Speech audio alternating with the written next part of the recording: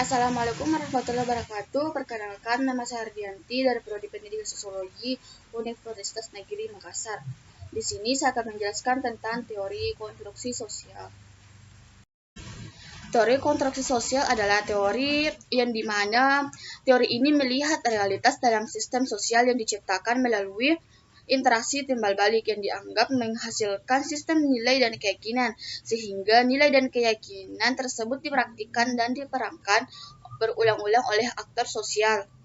Kemudian melihat dalam sistem yang kemudian dianggap sebagai realitas. Nah, realitas tersebut masuk ke dalam internalisasi.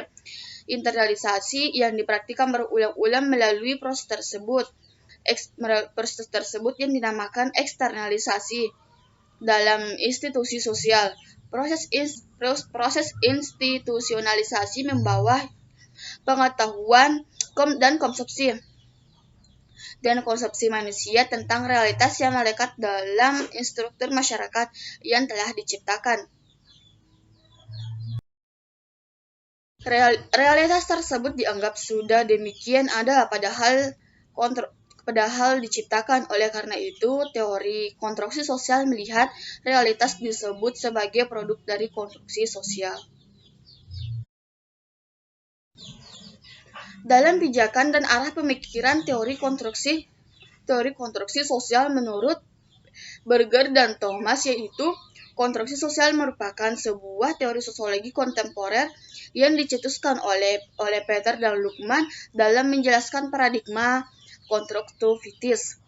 Realitas sosial yang merupakan konstruksi sosial yang diciptakan oleh individu.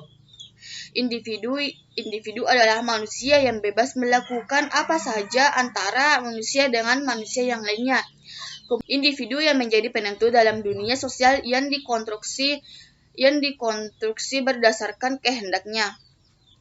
Individu bukanlah korban fakta sosial, namun sebagai media produksi sekaligus reproduksi yang kreatif dalam mengkonstruksi dunia sosialnya. Dalam menemukan metodologi yang tepat untuk meneliti pengalaman intersubjektif dalam kerangka mengkonstruksi realitas. Dalam hal ini memang perlu adanya kesadaran bahwa apa yang dinamakan masyarakat pasti terbangun dari dimensi objektif sekaligus dimensi subjektif. Sebab masyarakat itu sendiri sesungguhnya buatan kultural dari masyarakat atau yang di dalamnya terdapat hubungan intersubjektif. Dan manusia adalah sekaligus pencipta dalam dunianya sendiri. Oleh karena itu, dalam observasi gejala-gejala sosial perlu diseleksi dengan mencurahkan perhatian pada tindakan sosial. Dengan cara seperti itu, kita dapat memahami tentang tatanan sosial atau orde sosial yang diciptakan sendiri oleh masyarakat yang dipelihara dalam pergaulannya sehari-hari. Kemudian, dalam memilih logika yang tepat dan benar, harus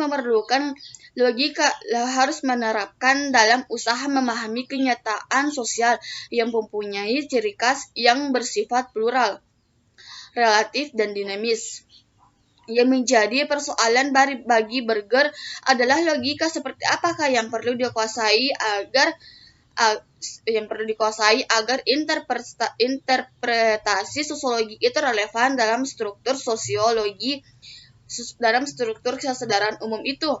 Sosiologi pengetahuan harus menekuni segala sesuatu yang dianggap sebagai pengetahuan dalam masyarakat.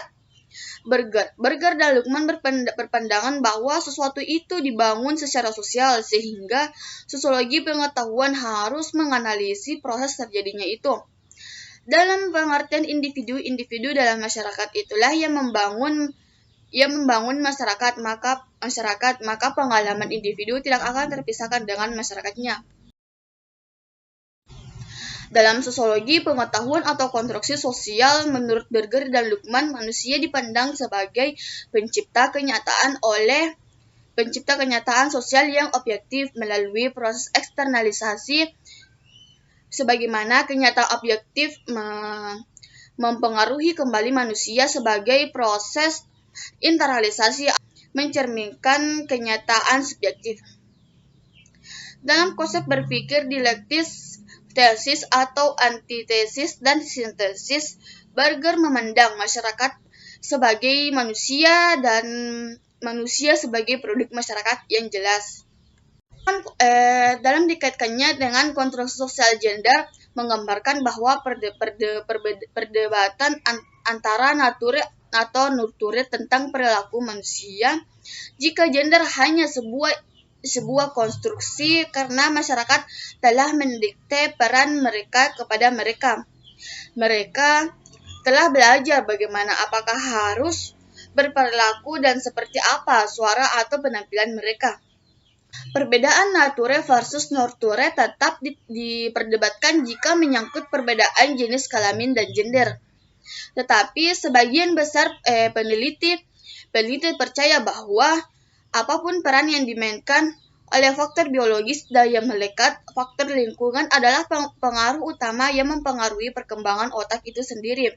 Kemudian gender sendiri itu merupakan konstruksi sosial yang membedakan identitas antara laki-laki dan perempuan dalam budaya yang kehidupan keluarga, masyarakat, dan bangsa. Kemudian jika disimpulkan dari penjelasan yang dikemukakan oleh saya, yaitu bahwa dapat dikatakan manusia membuat konstruksi untuk cara manusia menciptakan konstruksi sosial adalah dengan menyusun apa yang mereka lihat dan apa yang mereka alami ke dalam kategori. Misalnya, mereka melihat orang-orang dengan warna kulit yang berbeda, begitu pula dengan perbedaan pada ciri fisik lainnya, dan menciptakan konstruksi sosial ras. Atau mereka melihat tanaman tinggi dengan batang sangat tebal yang bercabang di bagian atas dan memiliki daun yang tumbuh di atasnya, dan menciptakan konstruksi pohon atau konstruksi pohon. Dari kedua contoh tersebut membantu menggambarkan bagaimana manusia menggunakan konstruksi sosial dan betapa bedanya beberapa konstruksi sosial dan dari konstruksi sosial lainnya. Sekian dari saya, lebih dan kurangnya mohon dimaafkan. Wassalamualaikum warahmatullahi wabarakatuh.